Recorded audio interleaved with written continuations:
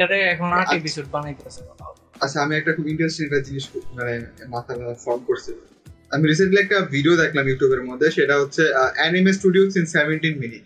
ওই ভিডিওর মধ্যে যখন ইউফোর্টেবল পার্ট টু বললো তখন আমি জিনিস রিয়েলাইজ করলাম, আমার মতে লাইক অ্যানিমেতে তো টাকা পয়সা কম আসে তাই না, তো ইউফোর্টেবল তো ডিমন স্লেয়ারের পাশাপাশি অন্যান্য অ্যানিমেও বানায়, তো অন্যান্য অ্যানিমের জন্য যদি বাজেট ক্রিয়েট করা যায় ওর জন্য মানে ডিমন স্লেয়ারকে হয়তো রাখছে যে এই যে নাও টাকা কামাও, এখানকার যত ইনকাম আসবে ওটা আমরা ডিমন স্লেয়ার উপরেও ঢালবো, আমাদের অন্যান্য ভালো প্রজেক্টের উপরেও ঢালবো।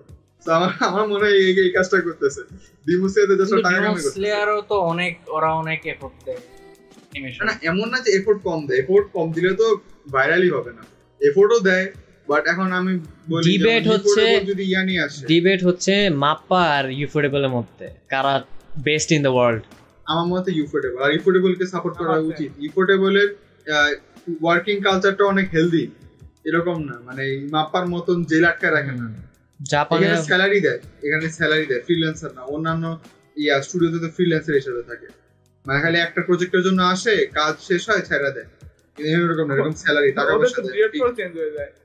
মাপ্পার ওয়ার্ক কালচার একদম মানে কঠিন অবস্থা।